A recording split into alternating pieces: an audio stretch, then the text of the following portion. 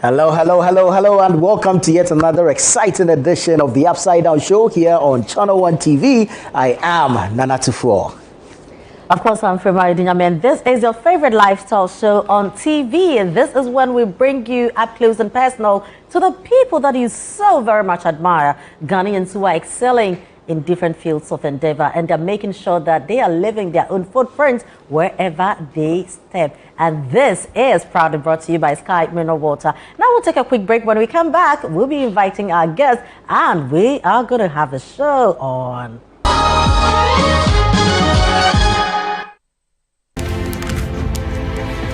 I run from my father, who never gave up on us. Register now for the ABSA Black Star Marathon, because your story matters. You're welcome back to the Upside Down Show here on Channel 1 TV. Good that you stayed on with us, but if you're also just joining us, we promise you an exciting show. Today we're going to walk down memory lane into the life of an individual who's broken barriers, quite at an early age, but he's made it all the way to the top. Yeah. Previously, I used to chase him at the business school for interviews. That time I used to carry some camera to walk around. The way I used to disturb him. Really? Unless the matter didn't pop up on the economy. But he's very accommodating, very welcoming, and somebody who is ever ready to support you, to help you. Listen, the way I used to worry him. Do you realize that years ago, if you heard a professor, it means some old man, almost with a walking stick, with some worn-out leather bag, with some half worn-out shoe. I mean, everything about the person should tell you that this man has come very, very, very far. And those ones, they used to wear coats, not suits. Coats with some beard, and I don't know why they didn't like to cut their hair. The hair has to grow some way, There was no time. When you see that, you see that, no, this is a walking dictionary. This is a syllabus good. This is academic work going, But now we have young people who are professors making it so admirable. Personally, when I see a professor, when I see a doctor, I give them like maximum respect. It's because for this small degree, first degree that we are getting, you understand? Actually, the pressure you go through and everything I have to do. Wahala for who no trail before. When after matriculation, look at how you're excited that you're in the university. You understand? So for someone to go through all the way, and you realize that they are not 50 years old, they are not 60 years old. No. You ask yourself, so what have you been up to? What have you been doing? Perhaps the only thing this our guest shares in common with the old professors is the degree. Yeah. No, the grade is not the academic work. I know where the grade is. You explain. I know where the grade is coming from. He will explain. In this country, if you decide that we carry Ghanaians' problems, wallahi. Ladies and gentlemen, this is the Upside Down Show, and we are pleased today to have one of our very own, one man that we all love so much, we admire so much. Please help us welcome the director for the Ghana Tourism Development Company and professor of the Business School, University of Ghana. Professor Kobe Mensah. The guru prof. Good to have you, Prof. Good to see you. Yes, sir. Good to see you, Frema. Yes, wow, Prof. Thank you so much. Oh, you're looking good. Well, you guys are hyping me up too much. No, I mean, you deserve this and more. But where's the lie? Well, obviously, it's the truth. Yeah. But of course, we try to tame a little bit. It's important. But how does it feel like, to be a professor, full-blown professor? I suppose, with all due respect, a lot of people have had that. So it is not anything new. And as you mentioned, we have quite a lot of young people, get into. In fact, if you look at some of my colleagues at the business school, very, very young, younger than me, right? Ralph, for example, very young, guys, Achampon, of course, but they are all professors now, although as associate professors. But for my own accomplishment, I think that it's exciting, knowing where you're coming from, the kind of places you've been, the kind of tribulations you've gone through, etc. It becomes exciting and fulfilling, but also inspiring, making sure that you can guide other people because you know the trails, so you can easily guide people to actually come into the academia, like the two of you. Yeah. You know, I'm looking forward to see you put in your PhD applications. Hopefully soon. You know, I mean, it's not difficult. It's not? No, it's not difficult. I mean, coming from a professor. Yeah, it's the same ABCD that we were taught. Is it? You know, at the primary school. But putting them together differently. Well, you know, because you have the basics, isn't it? Cognitive wise, you know, the ABCDE. So once you put it together, gradually you're building the chapters, isn't it? Before you realize, 3-4 years, you're done. Charlie. You know, one thing about the early days, people thought I would be a science person because I used to do science and maths quiz at the primary school. You know, at the JSS rather, because those days science and maths was JSS, the competitions, STMA. So we would go to science quizzes, and I'll blow them off. You know, yes, and then. When we went to Augustine's, almost all of us who were participating in science, half of us went to St. Augustine's College, half went to Infantipim. So that competition still was there, you know, and that encourages you to learn. I remember one day in our maths class, Brother Mike, who used to also, his family is also from Nitakrade, but he had actually, he's a Roman brother, so he's been going up and down. So he comes to class and he's like, okay, where are you from? That is first year. Then people mention Tema boys, this, and that. So he got to my turn. Then the tiny boys start laughing. They laugh and they say, why are you laughing? Keep quiet. Then everybody started laughing. Then I was sitting there, I said, where are you from? Then I'm sitting. I know what was coming. So I got up and I mustered courage, get up and I said, I'm from Nitakrade. And everybody started laughing. Because we call it Nitakrade. What? I'm wondering why New Takrade is a village to Takrade. Yes, because when the port was being built, that's where they used to live. Right. The New Takrade area. Yeah, they used to live at the port area. So when the land was reclaimed and we were going to build a port, they moved them to the hill, the top there. Oh, okay. So now that became Nitakrade, but they used to be at the port, area, and that's how come the name Nitakrade came. So from there, GSTS, you know, and then the beach where the people swim and things like that, you know. So that's the name. Right. Interesting. So now you've done St. Augustine's, but while you were in school, you know, while in school, did you know you were going to be in academia? I mean, no, not at all. So what did you have in mind? What do you think you were going to be in future? For me, I think that I was very much engineering, just like my dad and my brothers. Okay. All my brothers are engineers. How many of them? Yeah. We're 10. 10? What? Yeah. From one mother? One mother. You are kidding me. Yeah, my Where's mom your is mother? very strong. My mom is there. She's about 90 plus. No, we all have to go and greet your mother. She works just we need to sit with your mother. Yes. You are 10? Yes, she's an amazing woman.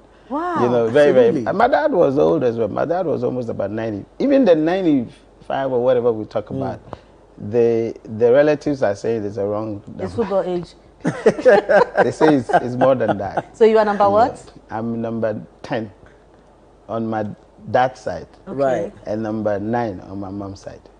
Why? Yeah, because my dad has another first child. Daddy, you. Yeah, so we have our That is first brother. pumping up, You pumped up. You know, Interesting. so on both sides, I'm special, sort of, because you have to, special not because I'm, you know, but traditionally. Yeah. You know, when you are 10, ebabam. You know, they give you a bam. That's you know, kind of calories and things. And when you're 9, the same thing. Yeah. Oh, really? So you got 2? So I have to. So you know, Tuesdays, which is my, you know, your sacred day. Exactly. Yes. My mom will prepare a tour and things like that. And I used to charm people in school. When you misbehave, I say, shh. You know, so I'm like, I would charm you.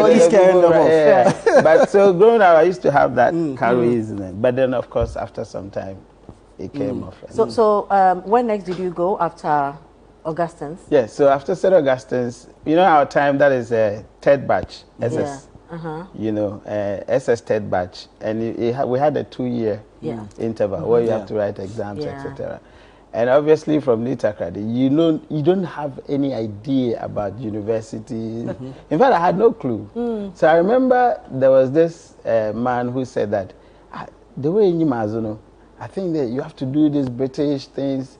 And then he says he's seen an advert in the newspapers about CIM, strategic marketing and things like that. So he feels that I should do that. And I said, really? So I went to show my brother, bless him. I mean, my senior brothers have been fantastic. You know. Then he says, okay, if I should find out and then get to know how they can pay for it. So I took CIM at the IMS in Kumasi as an exam center. Because at the time, I didn't even know IPS, I didn't know Lego, I had no clue. Nothing. You know, so you take ready to keep and back. I'm telling you, that's it. So I think when I did my CIM first examination and I passed all the 4 subjects, that is when I came to know that, oh, you can go to IPS then, you can go to these places, exactly.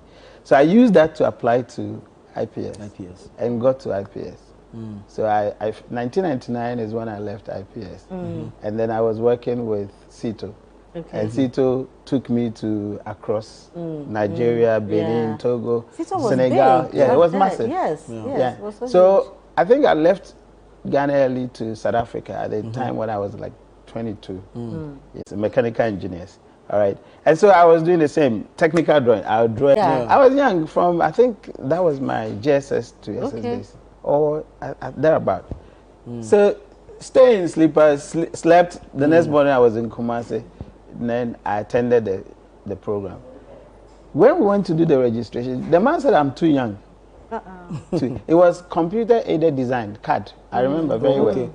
And I was so passionate about it that I wanted to do. He said I'm too young, he's not allowing me. And those days there's no phone to call my dad to say. You had to come back. He said he would not let me do it. So you did not do it? So there were people in the team from Tema, etc., who they know my dad. Oh, Mr. Mensaneba, no, you can do it. They went to persuade this man. He says, no, he won't let me do it. I said, I can do it. He said he won't let me. So then I have to put me back to the street. So I went back. After I think we had lunch then. After the lunch, it was in KNUST, and I was in Queen's Hall. Okay. You know, because it was vacation. So then went to pack my stuff. Went to the train station in the Edu and went back to. So my dad was there when they saw me back, and he was like, "Why?" I said, "Bring this on, mommy."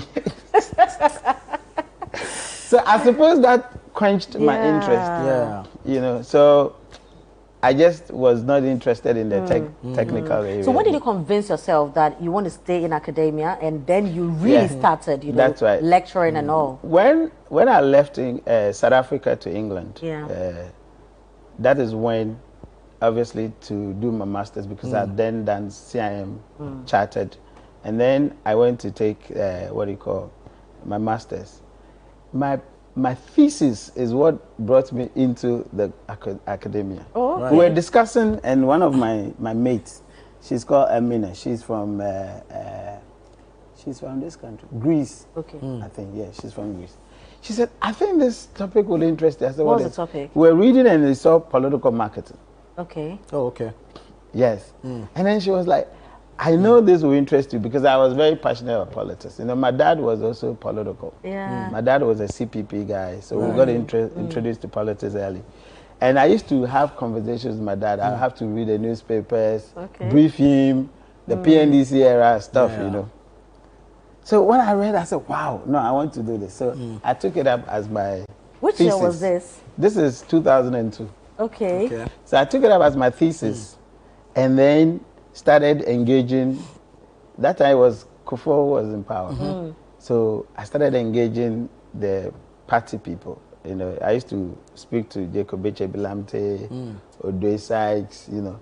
And then the person who was my role model and became my mentor, Professor Bafo Ajumendia. Oh, wow. Really? Yes. Wow. So he was the one that I called and had him to say, Kobe, I think you can do this as your special area. And I'm sure you can also do a PhD in it, because I've never heard anybody. I said, wow, Prof, thank you. And he says, yes, so pursue that.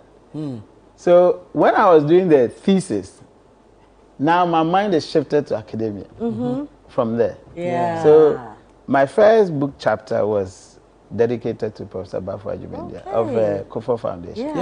Yeah. Amazing man, fantastic. So we started engaging. So most of the time, you tell me, you know, don't forget to do this, you know, that kind of thing. So that's where the academic thing started. But purely, I thought I was going to be this global marketing person because that's for marketing.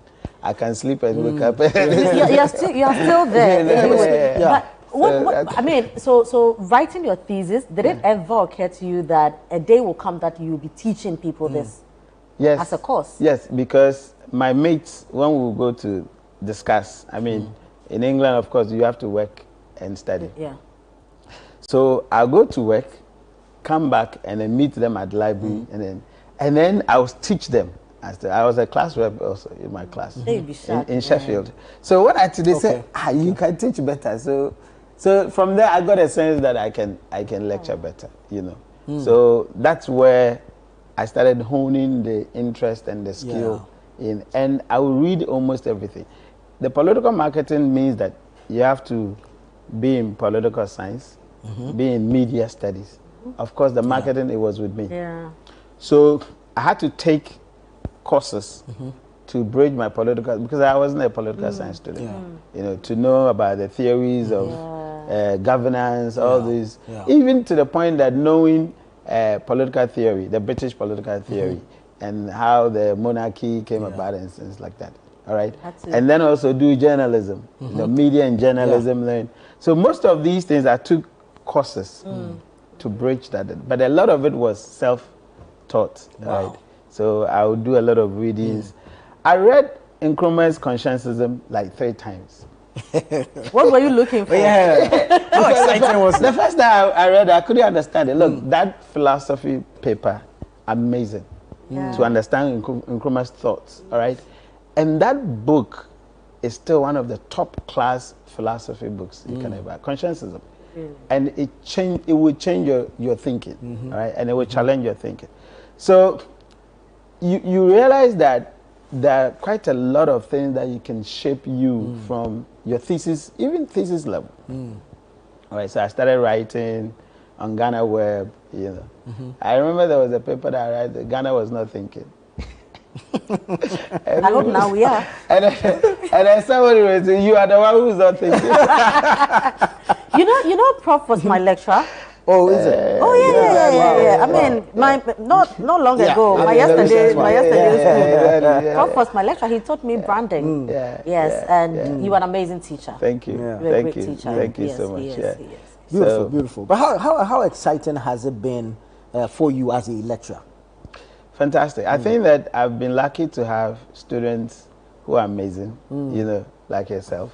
You know, obviously, Yvonne Loco as well. Vivian Loco. Vivian Loco was and Ivy. And Ivy as well, I think that first is the personality. I connect a lot with my students. Right. And for me, it's a shared respect because I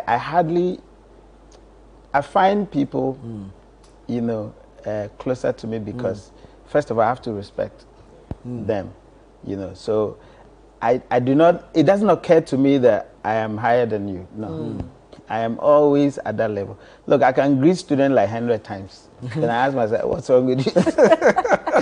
You know, so naturally, I sort of blend with them. And so it makes the teaching easier, you know. I'm not going to demand that you have to do this because I believe once I accord you that respect, you would accord me the same. So that you behave in class, so that you will come to class on time, so that, because I'm not going to say that you are late to class, so walk off. No, I don't do that. And I think it's about the English influence too. You know, in England you can be in trouble when you have to have that guy, you see. So I suppose that also comes in a lot. So it makes it easier and fun to teach. Right. You know, when you don't have those constraints, you don't have to, you know, have a negative energy where you are sacking people, etc. Then it sets you off the wrong. It sets you, not even the case, because it might not even work, right? But then it sets your energy in a very negative way before you start a class. Then it's going to... So for me, I always say that my students know that you're supposed to, you know, put yourself in a good position. You know, because if you come to class even 5 minutes to the end of lecture, I don't mind. Yeah. You know what is good for you, right?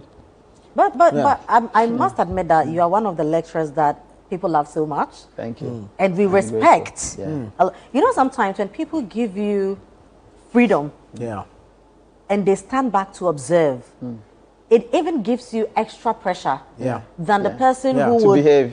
Of course, it places a responsibility on you. A lot of responsibility that if you want to continue enjoying this, it is in your hands. It depends on how you handle the whole thing. Exactly. You know? So I know, I mean, days that you have hobbies class, you know, people are like Kobe is coming, or Kobe is coming. You know, he won't do anything to you, but you just also don't want to find yourself, you know, in some way. You know? But there were some of the lecturers that.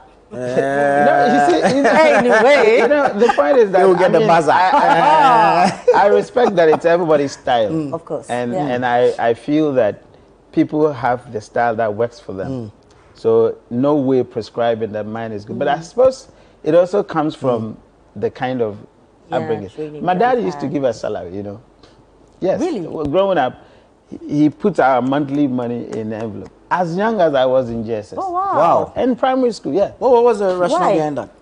Yeah, because is he paying you to be a son? He wanted to be, you know, sort of, I think he wanted us to be responsible. Let me drink juice. You know, I understand that you are being paid to be a son. Yes, Really? So you're... Thank you. So in my house, it was a big house, right? Very big in terms of we were plenty. But my mom also works. I mean, she goes to Ekwando. You know, what was Ekwando? You understand that? So he takes a fish from Takrady to Kumasi. Takes from Kumasi the other side. And my senior sisters, you know, at the time, I think at some point my very big sister was in Lagos. And then came and then followed my mom.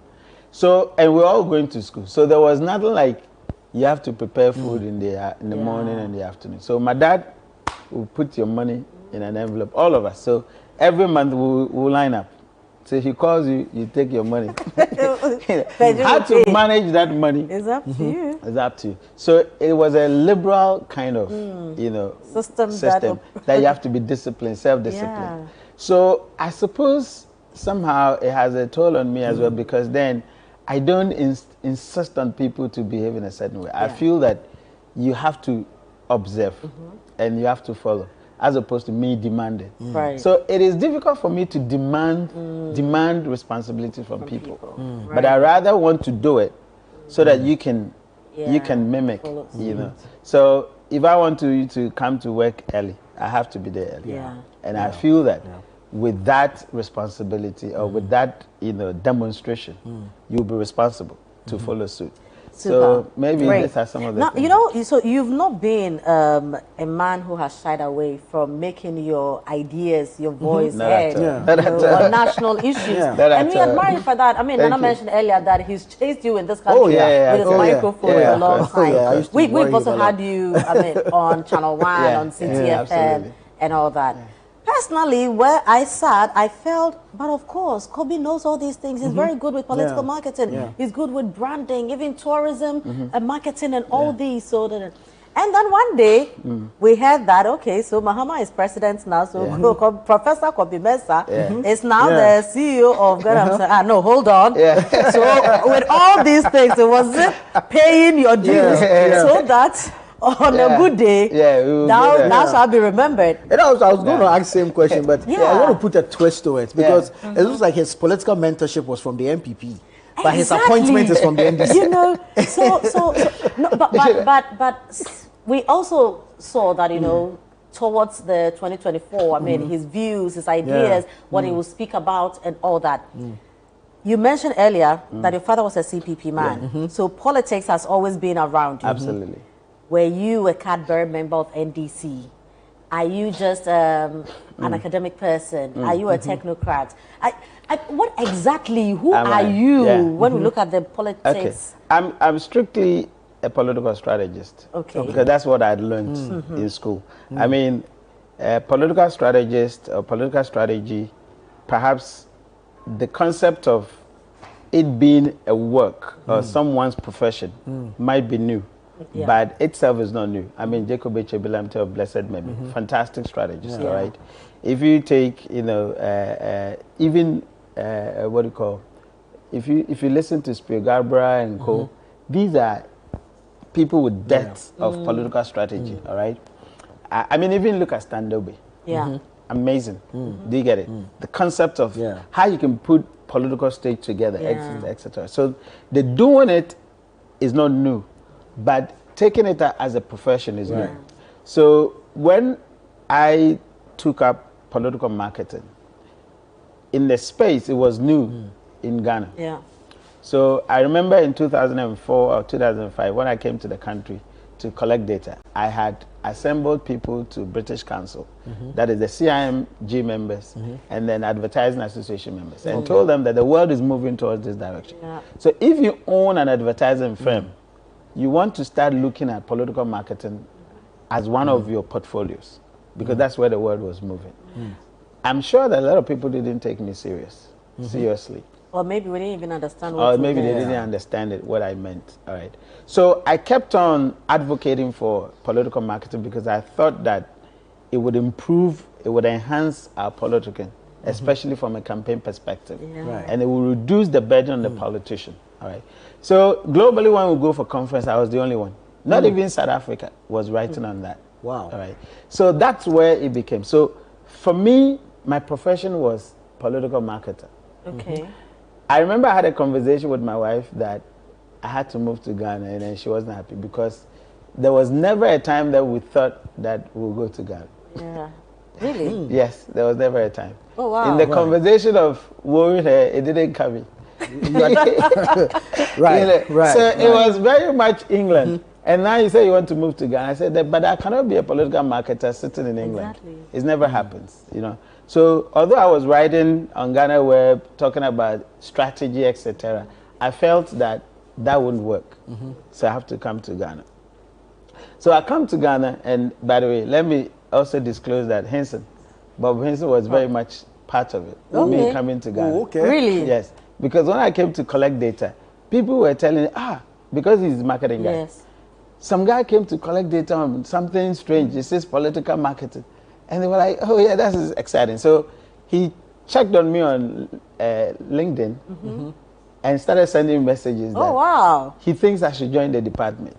And I said, Interesting. really? I don't want to come to Ghana.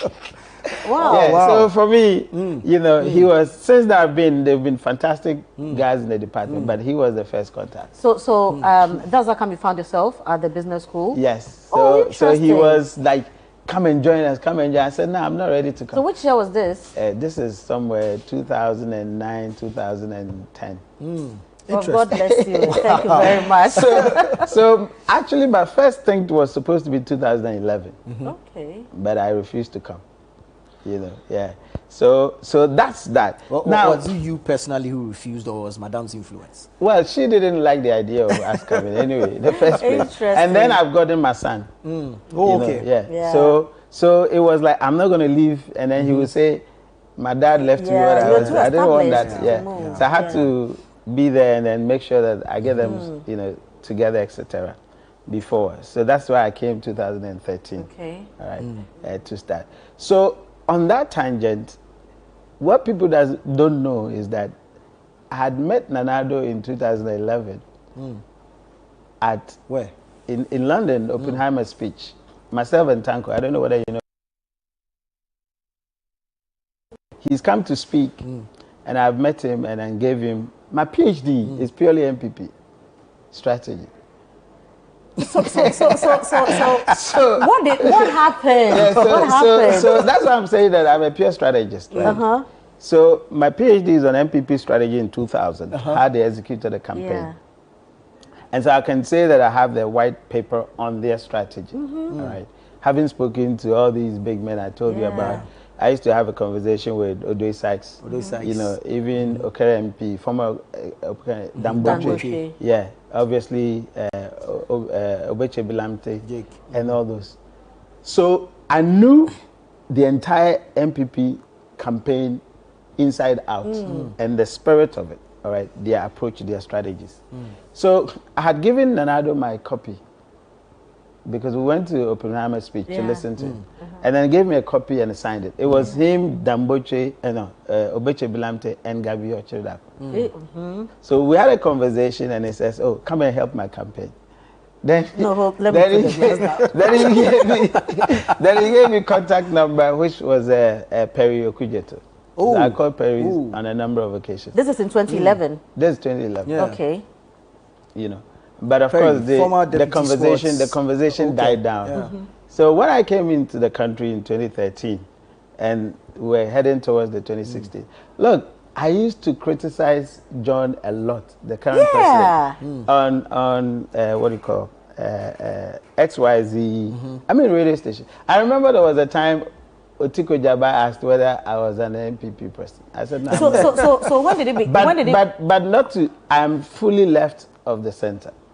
Okay. In terms of ideological. I don't hide it. I said, look, I cannot be there and then you speak against Nkrumah. It will never happen. So very did it ever move? I mean, obviously from blue to green. What happened and when?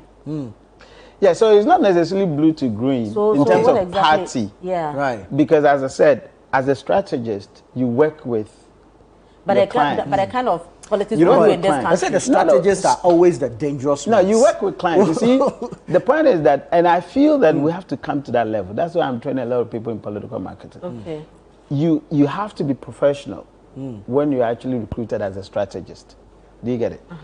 There are these two couple in the US, Carson and the wife. One works with Republican, one works with Democrat. And when they meet on CNN, you wouldn't say that they are a couple. All right? That's the level. So for me, it is when I've been recruited by a candidate or a party, I have to work with them, regardless of my ideological position. Now, the MPP side, of course, I was commenting on the Mahama's government, John's government in 2016. And for me, I always say that it is needless to criticize the opposition, unless, of course, what they're doing is terrible. It's always the one that has the responsibility what you look at and criticize. All right. So I used to be on Net 2. I mean, Kennedy Japan. There had been a number of times I've been on Kennedy Japan. In fact, the anchor will call me and say, Honorable says you have to be on set with him. And I said, why not? Because for me, it was strategy. It was also, looking at good governance, etc. So when the MPP won the election, I remember I'd gone to England, Sheffield, came back, and they've given me board appointment. I didn't understand. Which board was this? In tourism, Hot Cat. Oh, okay. Right. Yes, but because also I was doing Destination Legon, the tourism program. Yes. So in my mind, it was because of Destination Legon. All right. Then I got to the board, and then they were doing something bad, and I started criticizing. What were they doing? They were terrible stuff. I mean, like one, the DCA, the Defense Cooperation Agreement, the blank check that Nana gave to the US, I didn't like it. I was criticizing them, etc. And then I went for a demonstration. I demonstrated big time. And then they started saying, I said, but what is this? They started... You're too much of an Englishman. Are you serious right now? Seriously. And I remember one of our colleagues, Professor Kwame, I've forgotten the surname even, Kwame Asamoah, says that, Kobe, hi Ghana. I said, no. I disagree. Things work differently here. I was so... Which demonstration was that? The DCA demonstration, the Defense Cooperation Agreement. And I was on set with Kujetua Black and blasted the government big time. At that time, the US thought you had worked for us and we rewarded you. But I didn't work for them. That's the misunderstanding. You see, if I'm analyzing, and I'm analyzing on behalf of or it seems in your to be favor. that in your favor. It does not mean that I'm a party person. Right. Do you get it? And that's why I talk about political strategy. You I don't mean, see it like yeah. that. Then you have a lot of work to do with political marketing. So during that time, they sent me a message that I have to speak to you. So the deputy minister calls me and said, they said they can't work with me. I said, why? He said, but I've demonstrated against the government. I said, but that was necessary. You still couldn't get it. Nah, I didn't get it. So I resigned. You know, I just sent my resignation. And you decided to work with NDC? No. Or John Mahama? No. But what happened? I was doing analysis. Okay. As I said, you know, it's political strategy. So I kept on doing my analysis. I go to radio, analyze strategy. People, you see, there's something. People misconstrue political strategists with, you know, usual commentators, like people who comment on governance. And so when they say, why are you quiet on Galam? I say, I don't do that. I comment on strategy, not policy positions. I might use my Twitter handle, personal handle, to tweet about comments that everybody is engaging in. It doesn't mean it's an expert position. You see. But if you invite me, and there are a number of times that your team will call me and say, oh, Prof, we want you to. I said, no. I do only strategy. Call Jampo, call Alidu, because they are constitutional, you know, politics. They can comment on that. But ordinary people feel that I comment on everything. Once you are saying something about it, you are saying something about it. Exactly. No. So I do strategy. So are you NDC?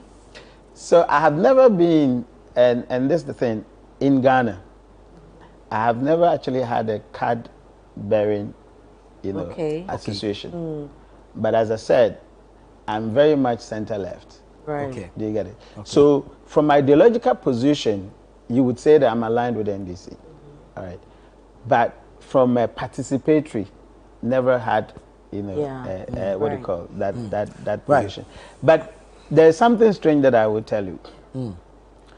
Before I came to Ghana, I remember I was speaking to one of my very good friends, Dr. Adunyame. And I said that I one day would work with John Mahama. What do you say? And it's strangely, because I felt that I would one day work with John. You felt it? How? Yes. And so the other time he was like, you said this some time ago. I said, yeah, it's true. So how did you get this appointment? Who called you? The presidency. Himself? John himself? The presidency called me. What did he say? They said they want us to, you know... so when he called, he said, hi, is this Professor? Or there was an already existing relationship. What did he say? There's an existing relationship. There's always been an existing relationship before you actually know. But of course, that's from a political strategist perspective. I don't disclose my clients. Of course, of course. So, you know, so when he called... I thought that it was a master stroke. You know why I thought it was a master stroke? I thought it was a master stroke because all the things that, you know, tourism had been with me since 1999, as I said. I know the industry inside out, all right? And obviously, as for marketing, it's like that. Now, I felt I know how to do this. And of course, I've been on radio, TV, speaking about how we can do it better. So I suppose I felt that he had a master stroke inside to think that I can fit this area. You know. So when they asked me, in fact, I've contemplated whether if they call me, would I serve or not? Okay. And juggle that with my thinking a little bit. Because to be fair, I also always wanted to also look at where else can I enhance my capacity. All right. So I said that, okay, after Legon or being at Legon, etc., where else would I be? You get offers, you know, very lucrative offers outside the country even. But then when a call comes to serve the country, you're like, should I go or not? You know, so you have to make a decision. And that's okay, let me give it a try. So what did he say you should come and do with GTDC? To help to see what I can actually elevate. Whether you can elevate or you should elevate. I mean, obviously they wouldn't be able to tell. They know your competencies. So they say, okay, can you help us get this place up? And I said, well, with the kind of expertise that I have, with the kind of experiences that I can do it easily. It's not easy, But for me as an academic, everything is framework, you know, because I can sit down and draw the framework and say, oh, I can get this happen. But then, of course, the implementers are there. No, well, with GTDC, you are the implementer. Okay. You know, the policy unit is there, which is the ministry, you know, but the agencies are the implementers. Right. And you've got to actually draw up how you can actually uplift the place, all right? And then the policy, you know, framers will help you, you know, get things done. And that's what we're doing. With what you know, your knowledge and experience, especially in the sector, would you have been better placed at, say, GTA, I think Tourism the best Authority, place. or the ministry No, itself? GTDC is the best place. I'll tell you why. The reason being that it's a challenged place. It's a challenged place because when I got there, they barely have revenue handles. You know, obviously, budget-wise, completely nil because it's not subvented. It's a company limited, you know. So from somebody from a business school, somebody who's from a business school, you should know how to create, you know, revenue handles. All right, you should know how to create product and services, which is what I've done since I've been at Legon with Destination Legon. I get my students to create tourism, you know, spaces to monetize it. How do you use AI, virtual reality to improve? So that's why I'm saying that it was as if it's a master stroke. As if the president knew that this is what I've been doing. Maybe they knew this is what I've been talking about, etc. And so it was easy for me to see what I have to do there. And currently we're doing it. I mean, I've said that I'm driving GTDC to digital. All right. So one of my command, if I broke the core mandate into 4. One of them is innovation and development. All right. So making sure that we are moving into the innovation space. We are building what we call Ghana Tourism Marketplace, and then Ghana Tourism Investment Platform. These are digital spaces that could actually help us, you know, get the entire space, you know, uplifted. So it was easy for me to think what for me, it's not about GTA. It's not about anywhere. GTDC is okay. But aren't there conflicting roles? No. GTA clearly mandated to promote the country, you know, and to regulate. And when you take the word regulation, it also encompasses promotion. You are promoting best practices, promoting, you know, the image of the country internationally, etc. So the GTA's mandate is clear. The same as GTDC's mandate is clear. They said that you are the commercial arm of the ministry. Go and look for money. Go and look for investment. Make sure that you can help develop tourism. So that's why I say Ghana Tourism Development Company. Right. That means that I have to develop new tourism offerings. Help the industry to come up with new things. So I keep saying, look, we barely have scratched the tourism space. If you go to Earth Science, the Department of Earth Science, and they're telling you about geotourism, you would marvel. Wow.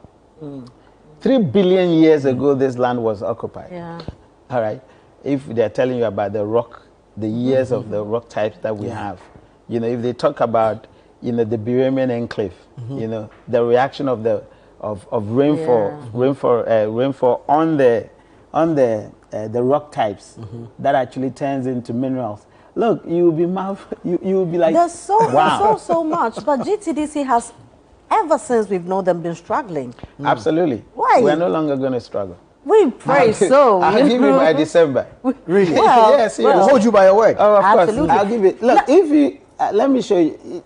My minister hasn't even seen this, but I'll show you just as a teaser, not to show public until we are done. All right. If you see what we're doing, okay. So let me give you a sneak peek of what we're doing. Guys, forgive us. So that when it's ready, we'll show it to you. Yeah, so that you know that we're not just saying. I tell people that I hardly say things that I can't do. So yeah. So this is some of the things. All right. So this is what we call the Ghana Tourism Marketplace. You have all the vendors going to be on one gateway. Okay. And whoever comes to Ghana has to come through here, right? Right.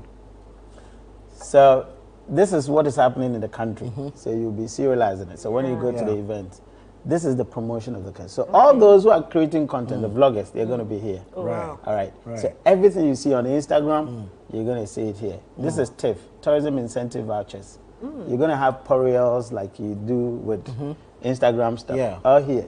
You're going to have Black Friday on tourism spaces. Oh, that's nice. Sounds When are we starting? So when are we starting? Wow. Very soon. And then this is what we call the Ghana Tourism Investment Platform. All right. 260 plus district. We're going to upload all of them here. So if you have maybe 3-4 different tourism investment areas in your district, you profile them here. Yeah. Tell us the land size, tell us the topography, what is the size of the population, etc.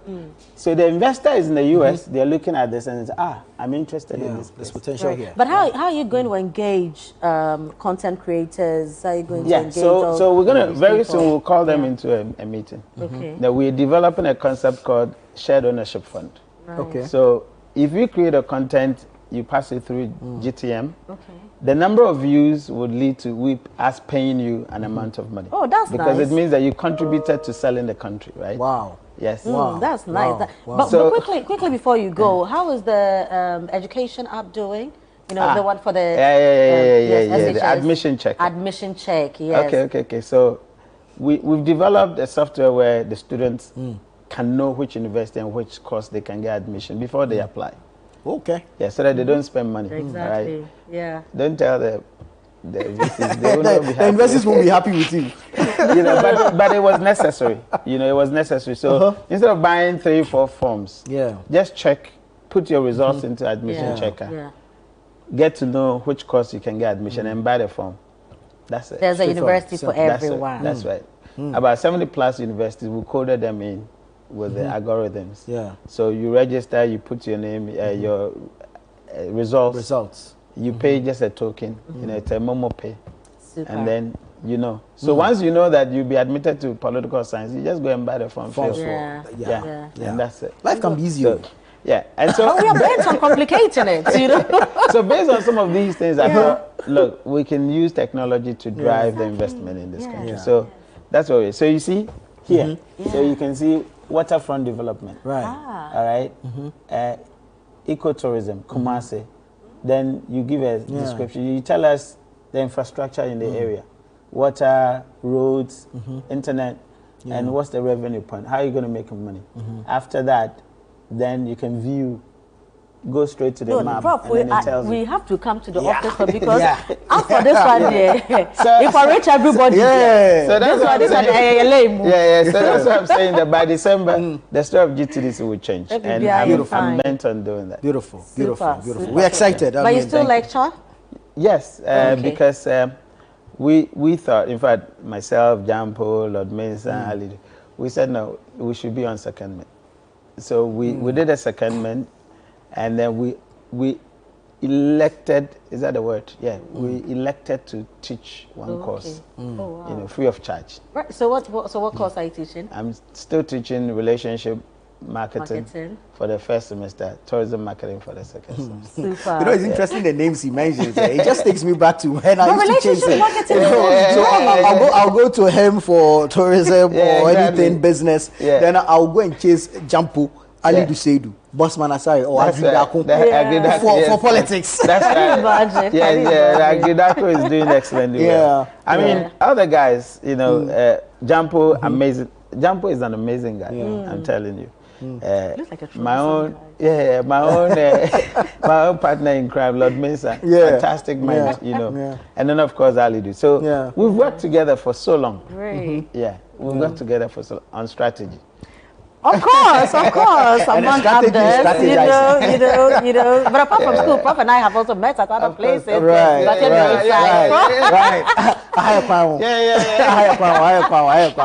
Prof, thank you so much, and we can only wish you well. We are happy, we're excited to see some of the things you're doing and what you're bringing on board. We can only say the future is exciting. So by the way, come on to night tour, Accra. Yes.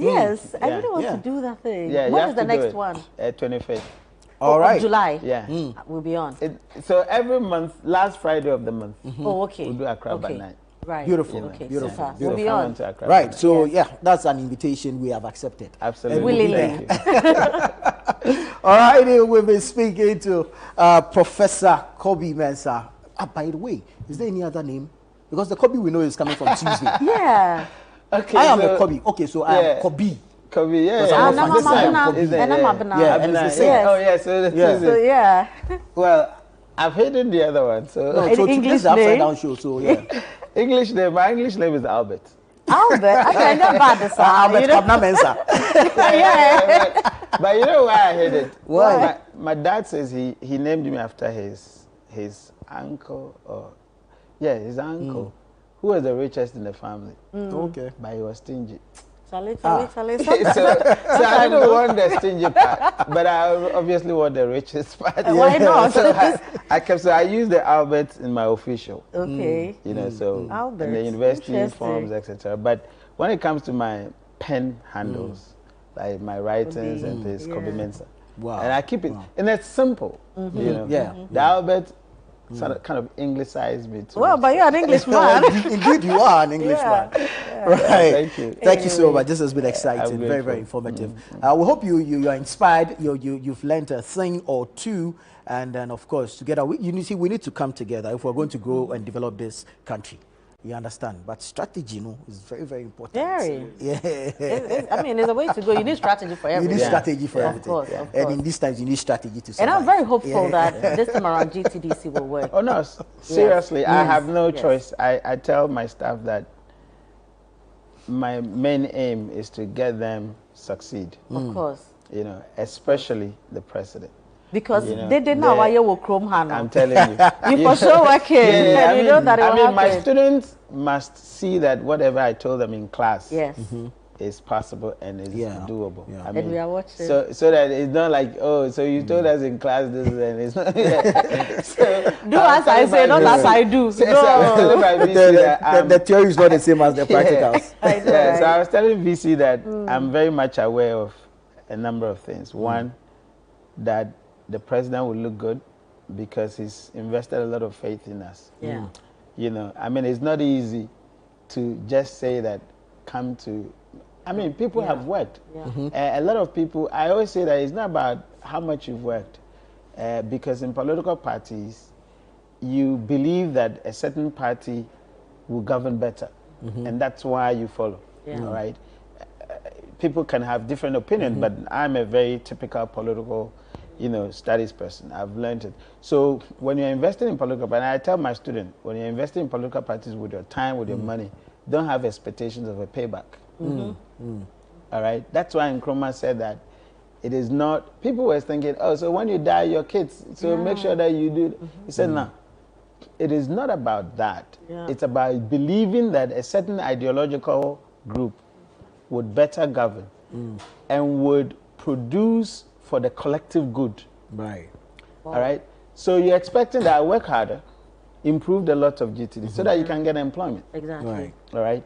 So when the president invites you, it's not because you've worked harder than somebody else, but it's because we have to have a collective agenda Exactly. to better the lot Yeah. of the country. Right. You get it? So I'm not special. People have worked more than I have, but perhaps there's a belief that I can help the collective good. All right? Others could do that, but of course, you're lucky enough to have that opportunity. So you have to be grateful. So I'm very much aware that the president's belief in me must achieve a return.